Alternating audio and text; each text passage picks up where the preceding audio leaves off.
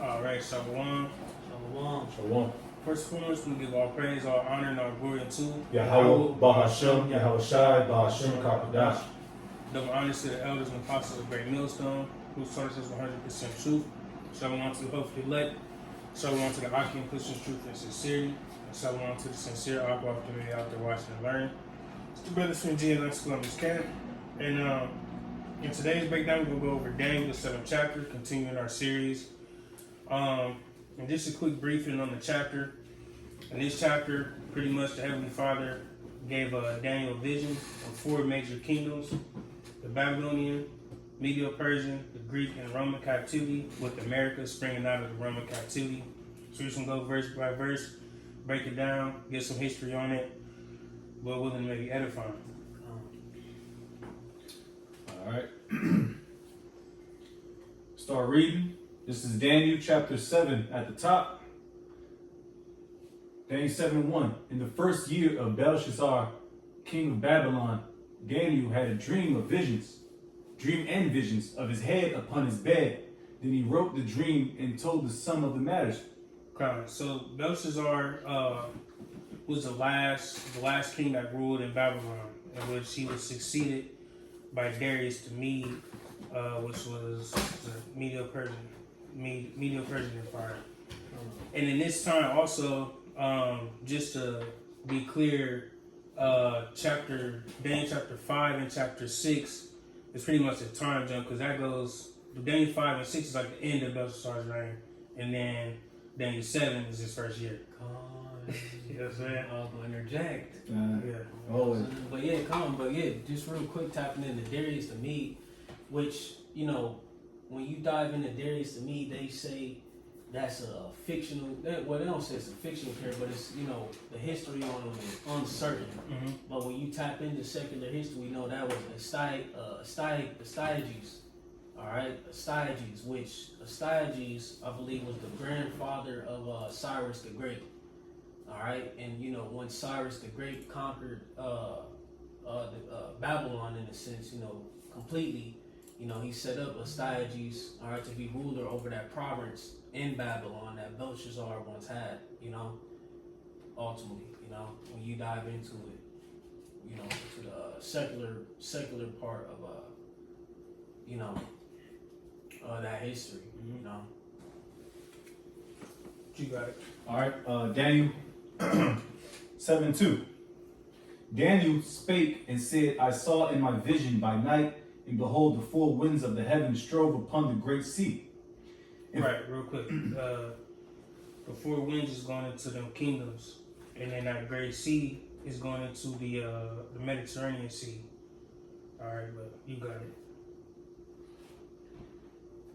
And 4 great beasts came up from sea, diverse one from another.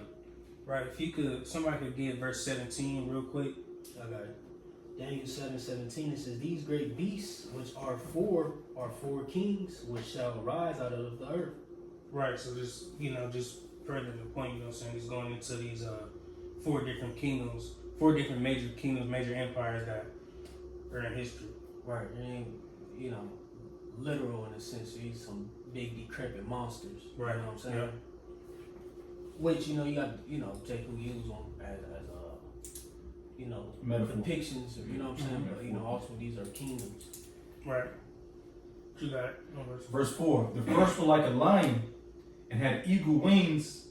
I beheld till the wings thereof were plucked, and it was lifted up from the earth, and made stand upon the feet as a man, and a man's heart was given to it. Right, so that kingdom is going into the Babylonian Empire. Mm-hmm. All right, so the lion with the wings, right, that's going into the griffin, which if you look into that, it's a part of the Assyrian ark, mm-hmm. which I believe is they call it, was it Masu?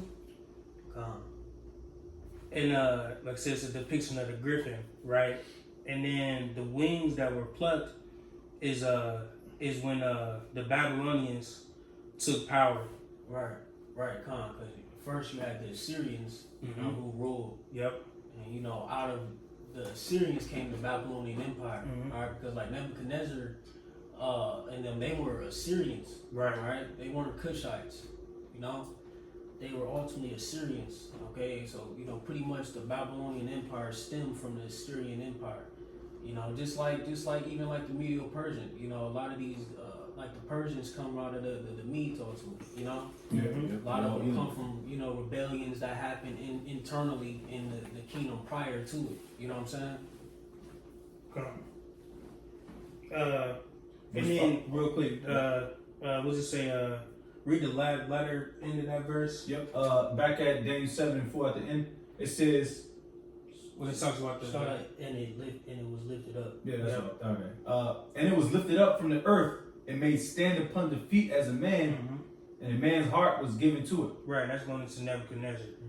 All right, him coming up because he was a very prominent ruler in the Babylonian captivity. All right, but you got it. Yeah. Verse 5. And behold, another beast, a second like to a bear, and it raised up itself on one side. And it had 3 ribs in the mouth of it, between the teeth of it. And they said thus unto it, Arise, devour much flesh. Right, and that empire is going into the Medo Persian. All right, and that bear is representing raised on one side because the Persians came after the Medes, but the Persians ended up being a stronger nation. All right, and then it said the 3 ribs, and that's going into the 3 directions in which they were conquered. So you got Babylonia, Lydia, and Egypt. You want to gone? Yeah, northwest, south. Yep. Because they were already further east. When you look at it on the map, because the Medes were in power, alongside the Babylonians. In the sense that they already had a kingdom that was established in the earth. You know what I'm saying? Right. In the midst of the Babylon, Babylon was the superpower of the earth, so to speak. Just like how you got now with America. But you got China, that's a power too. Right. Russia, you know what I'm saying? Parts of, countries in Africa, etc. So the Medes were already established, in the earth, you know what I'm saying, alongside with the Babylonians. But like you said, when you look at the map, the Medo Persian Empire, which the Mede being a larger landmass, and you had the Persian Empire was like southeast of that, so to speak. They were already east to Babylon. So when they conquered, northwest and south. Right, and even just thinking about them two empires, the Medo and the Persian. You don't hear too much about the Medes, but throughout your life, somewhere you've heard about Persians. All right, so just furthering, that the Persians were greater in a lot of different ways as opposed to the Medes. Through Cyrus. Cyrus the Great. Yep.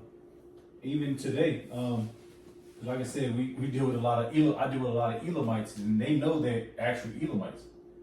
I was like, oh, where you from? Or they say something like, I'm alum. I'm like, oh shit. You know what I mean? They know their history.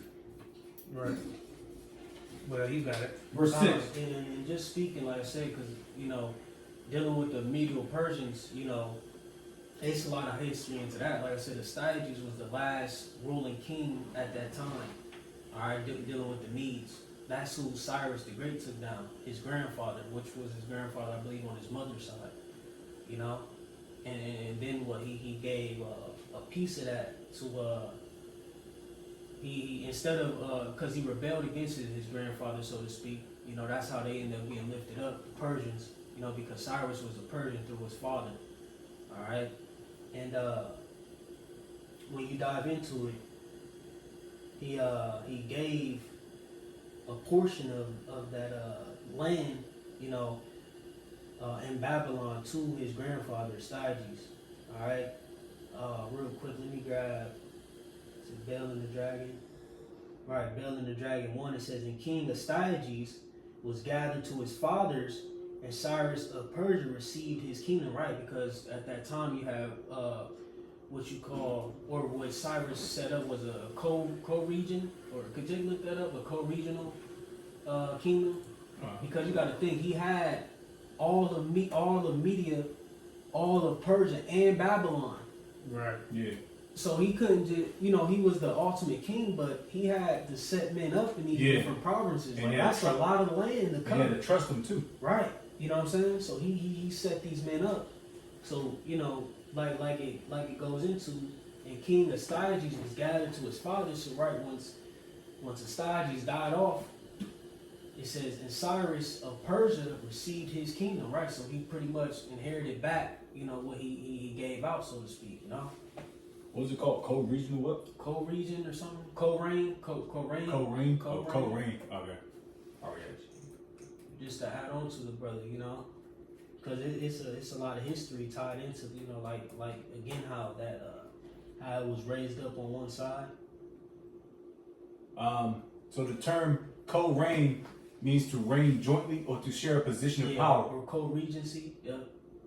Yeah. It is often used in the context of a situation where two or more individuals hold a monarchical position simultaneously, such as a king and a queen or a prince and a princess. Right. So so Cyrus being the ultimate king, you know, he set up other kings. You know what I'm saying? In the midst of, you know, his huge empire that he had to run. You know. All right. That's the point. You know. Mm-hmm. All right, back at it. Daniel 6:9. Excuse me. So let me read a little more in this Bell and the Dragon. It says, and Daniel conversed with the king and was honored above all his friends. Now the Babylons had an idol called Bel, right? You see, so he was ruling in Babylon. He was ruling over Babylon, you know? So like I said, you know, Cyrus had all this territory to reign over, you know, and Darius, you know, Daniel, you know, was in the midst of what the Babylonian Empire and the beginning of the Medo-Persian Empire. You know, he got to live through all of the Neo-Babylonian Empire, and he lived through a portion of the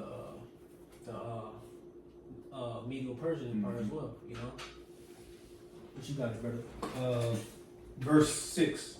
After this I beheld, and lo, another like a leopard, which had upon the back of it 4 wings of a fowl. The beast had also 4 heads, and dominion was given to it.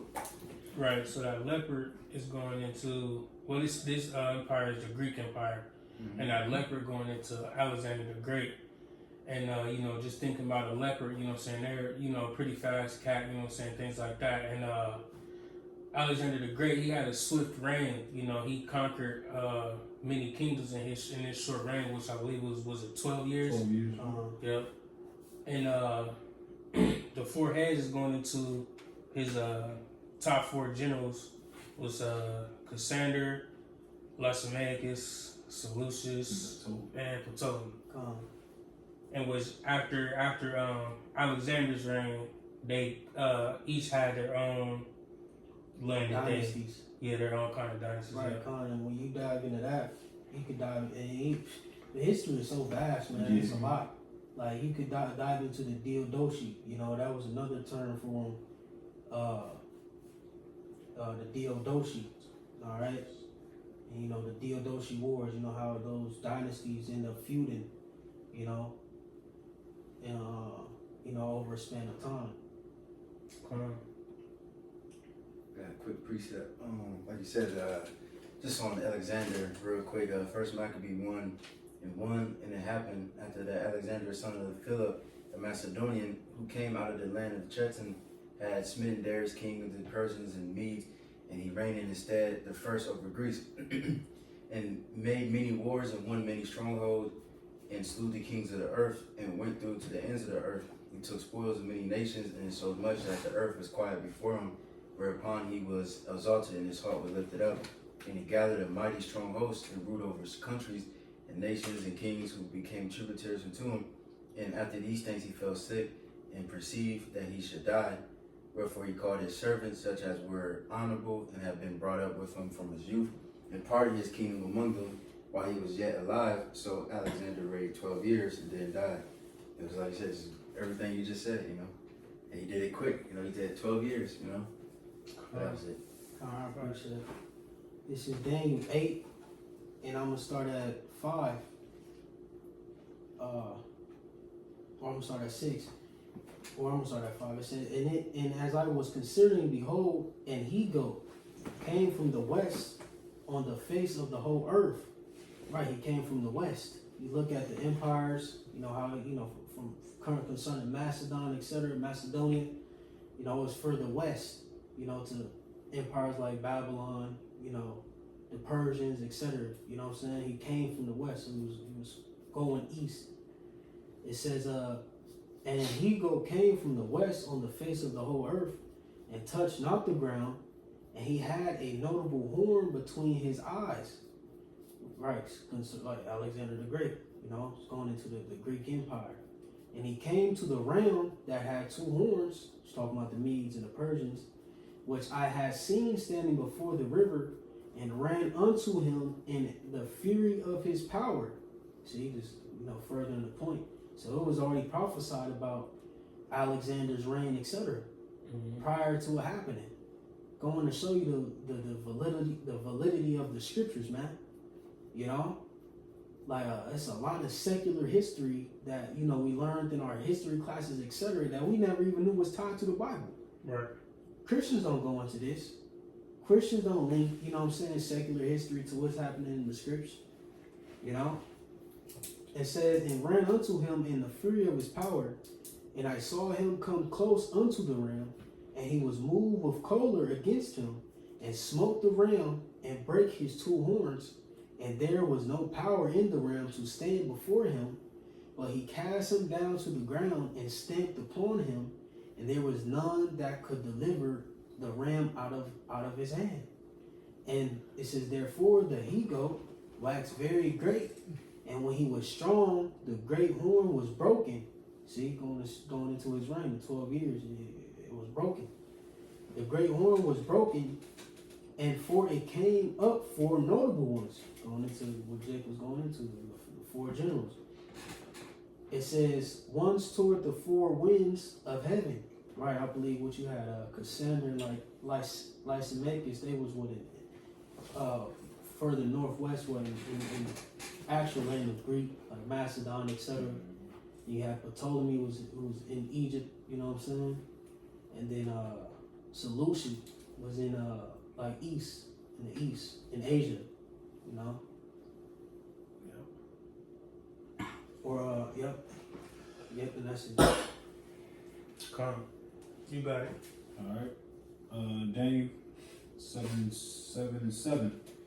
It says, after this I saw in the night visions, and behold, a fourth beast, and dreadful and terrible, and strong exceedingly, and it had great iron teeth. It devoured and brake in pieces, and stamped the residue with the feet of it, and it was diverse from all the beasts that were before it, and it had 10 horns.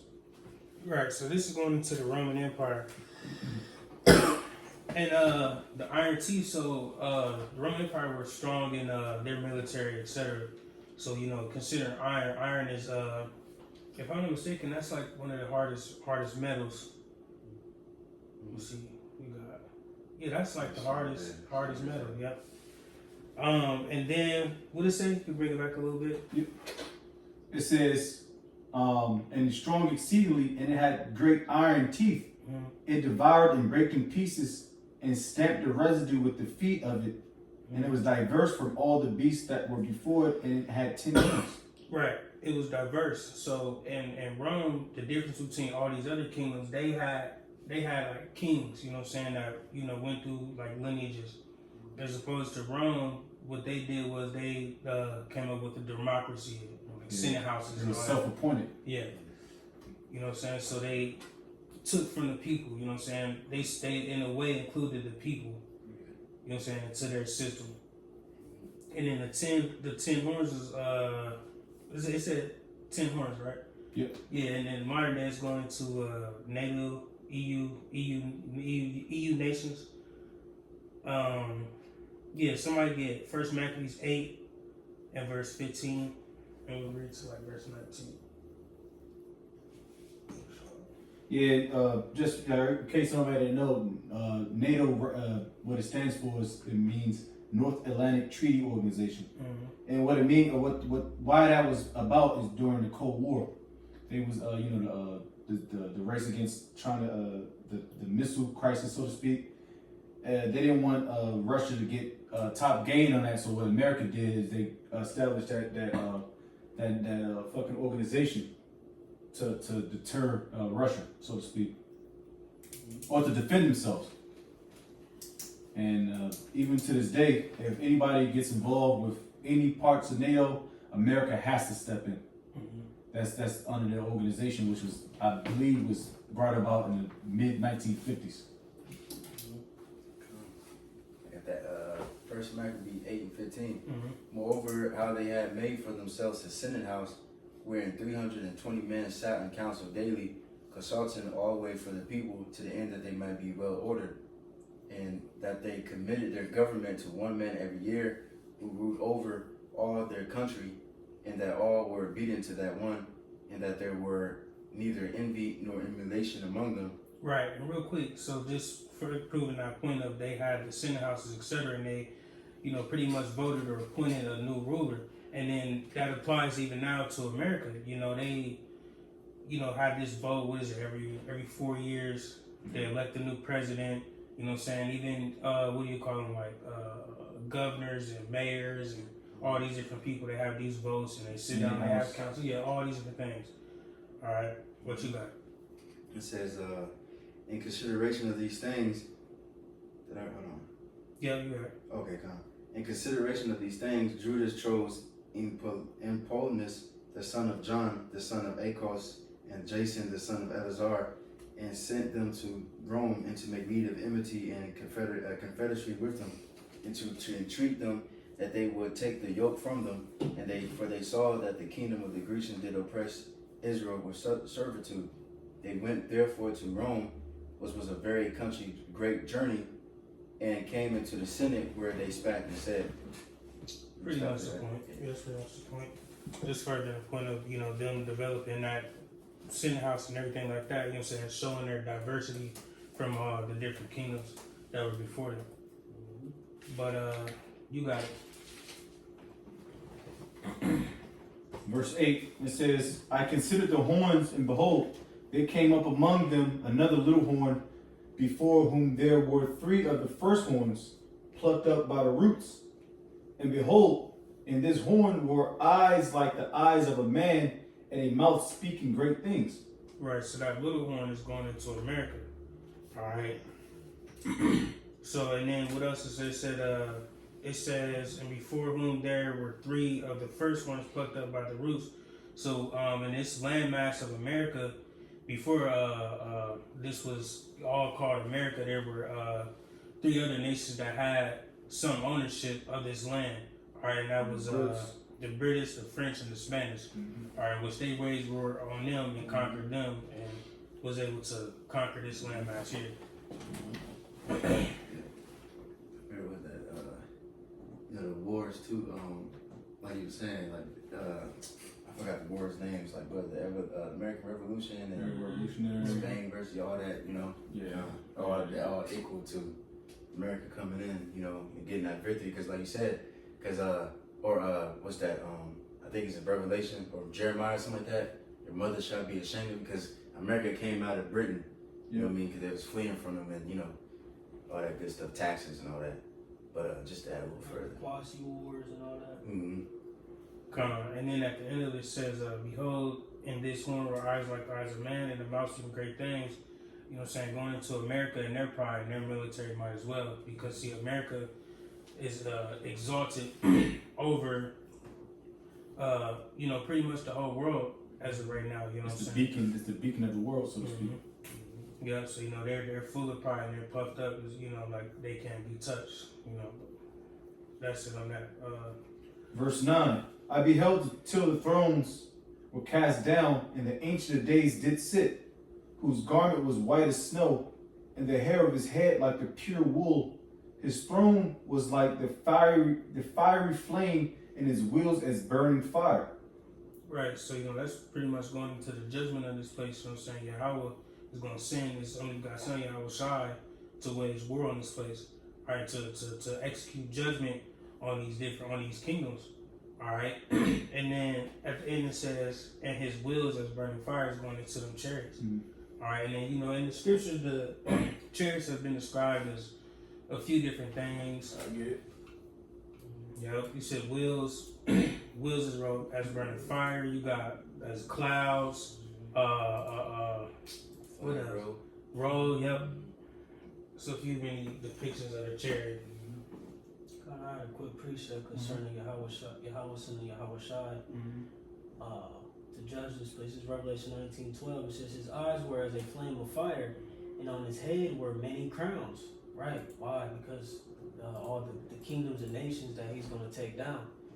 All right, all the kingdoms that have been set up throughout the period of time, here on the earth, Yahweh Shai is coming to dismantle those kings and set up his kingdom. So, poetically speaking, he's going to wear a lot of crowns, because, take no ancient wars and customs, just like, what was David, didn't he wear Goliath crown, if I'm not mistaken? Or he took his crown? He took his sword. Or whose crown did David take? That was a Moabite? Yeah, I forgot one of them kings did. I forgot the name though. Yeah, Khan. But, customary, when you took down a king, and, sometimes they would behead him or, or just simply take their crown, you know what I'm saying? Poetically, that's what Yahweh Shai is coming to do. It says, and he had a name written that no man knew but he himself concerning his rank. It says, and he was clothed with a vesture dipped in blood, and his name was called the Word of the Most High, right? Because he fulfills the word of the Heavenly Father, the things that are written. Verse 14, concerning those chariots, and the armies which were in heaven followed him upon white horses, clothed in linen, white and clean, right? So the heavenly host is going to follow Yahweh Shai as he destroys these kingdoms.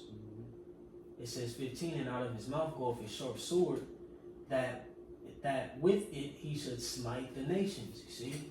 And he shall rule them with a rod of iron, and he treadeth the winepress of the fierceness and wrath of the Almighty God, right? So Yahweh Shai is going to appease the wrath of the Heavenly Father Yahweh, through him coming and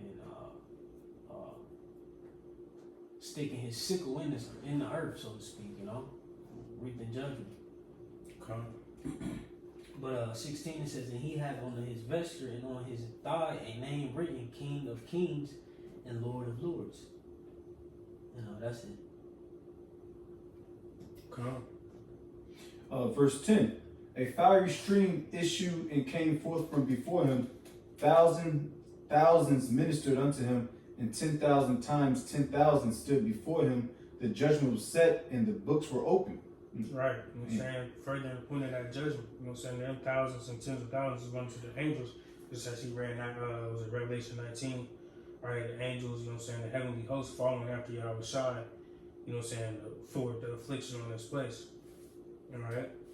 But you got it. Verse 11. I beheld then because of the voice of the great words which the horn spake, I beheld even till the beast was slain, and his body destroyed and given to the burning flame. Right. So see, It's heavy, bro. right. So see, most people will take this, if another like a Christian saying was to know, that fourth beast was the Roman Empire, they would take this and think that this was talking about Rome being destroyed in this manner. But we know it's going to America because Rome wasn't utterly destroyed by fire like that. So there was that fire that was started by Nero, but that kingdom still was moving. Right. Because after that, you still had the Western and the Eastern Roman empires. Which the Western Rome fell. You had Eastern going all the way through into the Byzantine Empire. Yep, that's where were you at 11? Yes. Did you read 11? Yeah. What it said? It said, I beheld then because of the voice of the great words which the horn spake. See? Which the horn spake. Who was that horn? America. See? It says, I beheld even till the beast was slain, so this last beast, and his body destroyed and given to the burning flame. That's the missiles. Because Exactly. ancient Rome didn't get destroyed completely. Right. It was just becoming decrepit, more decrepit. Yep. Just like how America is decrepit, but it's decrepit, and then it's going to get hit with the missiles. It's like iron, because iron is very strong, but it's not as precious. You know what I'm saying? That's how America is. Like, America is very strong. It lost at me. It was precious a little bit, but now it's losing its preciousness. Yeah. Now it's not as like gold and but but it's still strong. It got iron though, but It's it's still strong, it's you still know what I'm holding saying? on. Right. You Yeah, know what I'm saying? that's America. It's You're right. rusting out. Right. Yeah, that's right, because they call GIs galvanized iron. Oh shit. Yeah, but that shit, like you said, iron rusts, but it's still strong, Right. but it still looks decrepit. Yeah. You know, Yeah. unlike how gold is, that's refined. But Right. you let those I beams sit out for a long time, it's gonna Yeah, start it's gonna rusting up, it's gonna look out. bad. Right. Yeah. That's how America looks.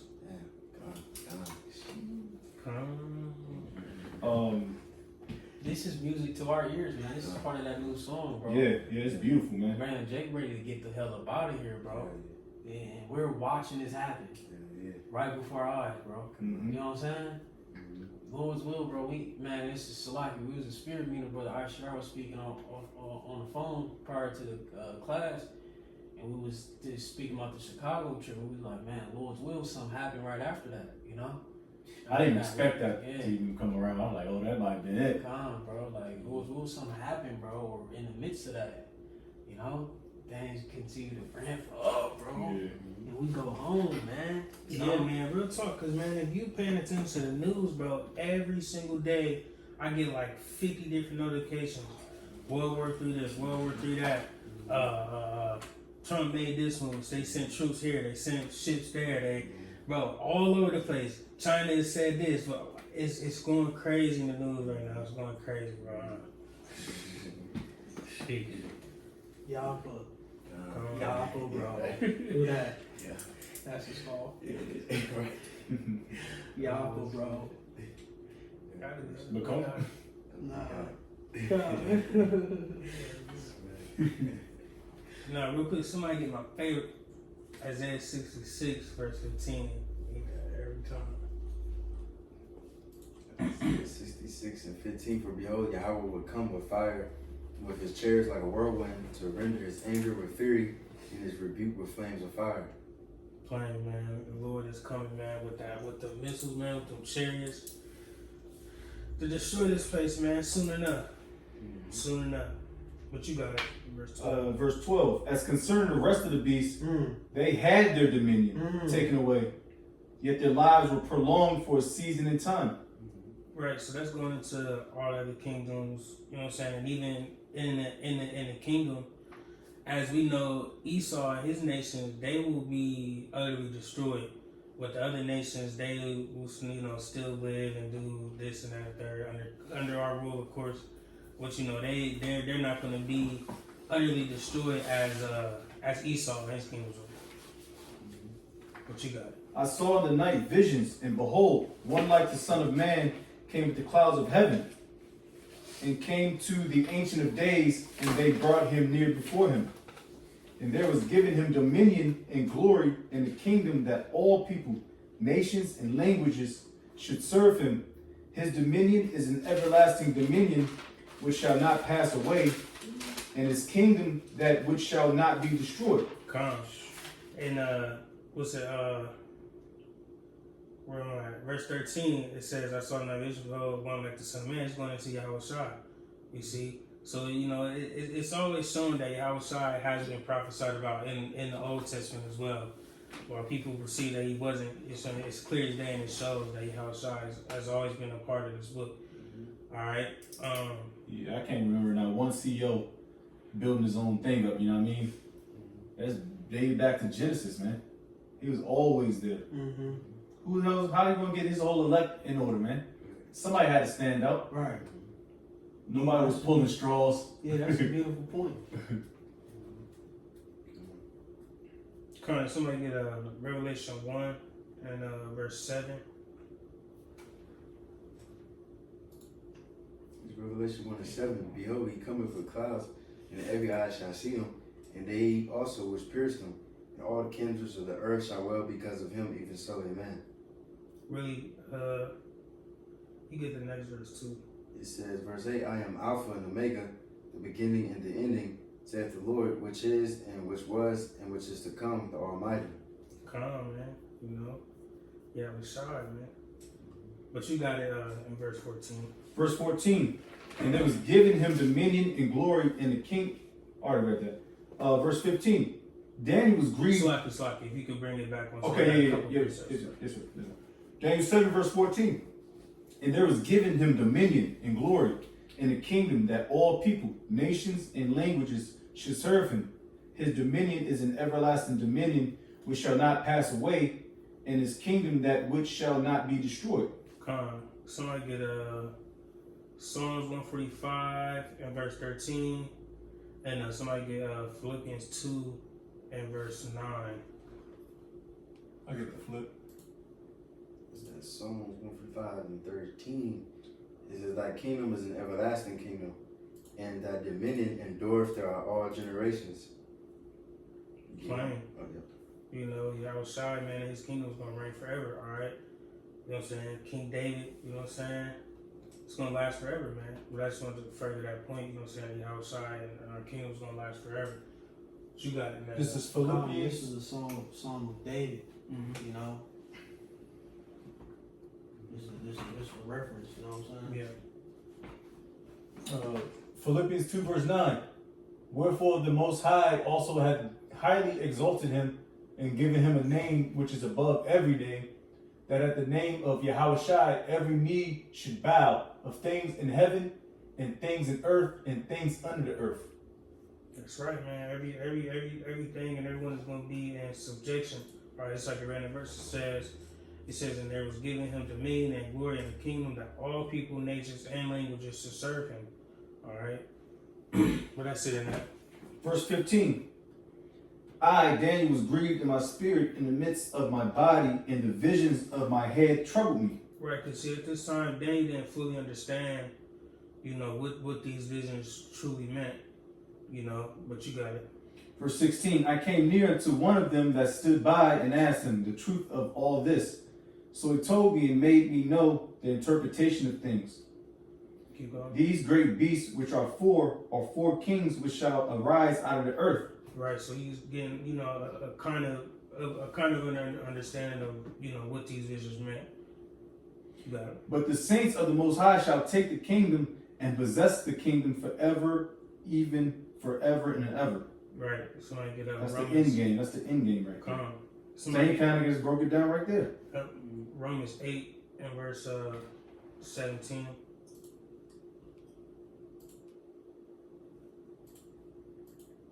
It's Romans 8 verse 17.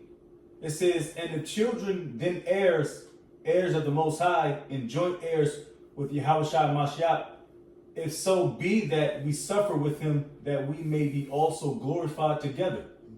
Right, because in that Daniel 7, it says, but the saints of the Most High shall take the kingdom and possess the kingdom forever, even forever and ever. See, so we're going to be a part of that, you know what I'm saying, Lord willing. 144, man, the elect, man, will be a part of that, you know, rulership of the kingdom to come. Well, since you said that, can I read the next verse? It says, for I reckon that the sufferings of this present time are not worthy to be compared with the glory which shall be revealed in us. That's plain. So it's all about the hopeful elect, man. Verse 19. Then I would know the truth of the fourth beast, which was diverse from all the others, exceeding dreadful, whose teeth were of iron, and his nails of brass, which devoured, brake in pieces, and stamped the residue with his feet. And of the 10 horns that were in his head, and of the other which came up. It's like, if I can have, you see how I was singling out this fourth beast. You know, pay attention to that. You know what I'm saying? This fourth beast connects to the end. You know what I'm saying? The end of a dominion, end of a rulership, which ultimately is spearheaded by Esau, Edom. You know. It says, and of the 10 horns that were in his head, and of the other which came up, and before whom 3 fell, even of that horn that had eyes and a mouth that spake very great things, whose look was more stout than his fellows. Right, it was, you know, talking about America, you know, and their boasting and their pride, you know what I'm saying, that was speaking about, what verse is that? So, Verse 8. yeah. But yeah, man, you know, America and their pride, you know what I'm saying? They said their look is more stout than their fellows. All right, you know what I'm saying? as we see, America exalts themselves as to be the powerhouse of the world. Well, it only makes sense because they did conquer the whole world. Mm-hmm. They got garrisons in every major country. Mm-hmm. So they really did conquer north, south, east, west. You know, verse 21. I beheld in the same, and of course that's through advanced technology, of course. You know. Yep. Verse 21. I beheld in the same horn made war with the saints and prevailed against them. Right, that's plain. You know, right now we're behind enemy lines, man. You know, they target the saints, they target the prophets. You know, they gear laws against us. You know, a lot of things, you know what I'm saying, that, you know, this kingdom is doing to wage war against us. We're speaking out and prophesying against this place. What you got? Verse 22. Until the Ancient of Days came and judgment was given to the saints of the Most High, and the time came that the saints possessed the kingdom. Thus he said, the fourth beast shall be the fourth kingdom upon earth. Who's that? So it can't be Rome, because them niggas so-called fell. They fell down towards Jake. Mm-hmm. All right, and then Revelation 13, it was you know what I mean? Yeah, well, ancient Rome. Yeah, that's what I meant. Sorry, No, if I said yeah, ancient Rome, because you know Rome. Yeah, you know, yeah, we got it. Anyways, where we at? 23. Thus he said the fourth. Are you finished making a point, bro? No, you got it in on make a point. Okay. Thus he said, the fourth beast shall be the fourth kingdom upon earth, which shall be diverse from all kingdoms, and shall devour the whole earth, and shall tread it down and break it in pieces. See, and Rome didn't do that. You see, while Rome had a great reign as well, but America is the one that's devoured the whole earth. America is the one that has their fashions and everything across the whole earth. All right, America is a lot more vast, you know what I'm saying, as far as their influence and everything else, as opposed to Rome was. All right, but we know that America got a lot of their fashions from Rome. And that's why they're part of the four beasts. Not just Rome, the Babylonians, the Greeks, the Medo-Persians, you know, that, you know, they pretty much stole all that shit. Verse 24. And the 10 horns out of his kingdom are 10 kings that shall arise, and another shall rise after them, and he shall be diverse from the first, and he shall subdue 3 kings. And he shall speak great words against the Most High, and shall wear out the saints of the Most High, and think to change times and laws, and they shall be given into his hand unto a time and times, and the dividing of times. Right. Somebody get a classic Job 9:24. You know what I'm saying? Because, you know, Esau was given, you know what I'm saying, they were given that power, you know, to, you know, change the time and do all these different things. You know what I'm saying? They have the power to control whatever you see, pretty much. Daylight savings. What the fuck is a daylight savings? They always got something, man. This is Job 9:24. It says, the earth is given into the hand of the wicked. He covereth the faces of the judges thereof. If not, where and who is he? Right, they covered the faces of judges. Who's that? That's us, man. You know, they you know, took in the things that we created, our history, all that, and put their face on it and covered everything that we know to be true. You know what I'm saying? But through the Spirit, through the Lord, you know what I'm saying? The Lord has revealed these things back unto, you know what I'm saying, his elect men. All right? One more verse, verse 25. Now my days are swifter than a post. They flee away. They see no good. Because he just said, what? He wear out the saints. And I believe we go into that word in Hebrew, it goes into like harass, you know what I mean? And now that this man is ruling, we see no good, you know? We can't truly rest because we always got to fight wickedness, you know? Because this man is wicked. Right. You see? That was it. Too good. Verse 26. Verse 26. But the judgment shall sit, and they shall take away his dominion to consume and to destroy it unto the end.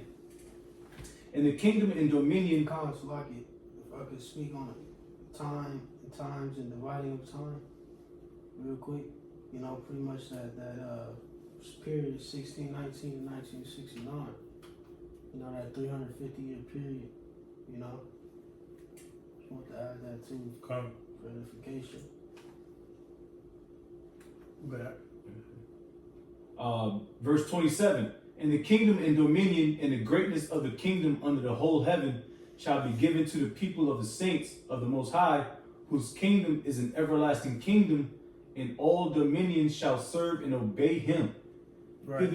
Yeah. You know, the Lord, you know what I'm saying, you know, from your outside down, man, you know what I'm saying, the kingdom will be ours, man, you know, and everyone will be under subjection to us. So where's that in the Christian churches? Where is that precept's never gonna be read? Right. Somebody got to serve somebody. How the fuck I'm gonna be a king and I gotta serve myself a plate? Right. You got it. Verse 28. It's a precept. Oh man, I gotta find that. Talk about a king is nothing without subjects. It's like Proverbs 14, I think, or something like that. Yeah, what you a king of? Right. Yeah, real quick, Proverbs 14:28, it says a growing, in the NLT, it says a growing population is a king's glory. It says a prince without subjects has nothing. That's the primary resource when you run in a kingdom is humans. You know? Straight up. Come on, sir. Verse 28, last verse. It says, hitherto is the end of the matter. As for me, Daniel, my cogitations. I gotta see what that word means. You know what that word means? Really go to your mind. Yeah, Cognitions, Yep. Oh, I just want to see what it means. So real quick.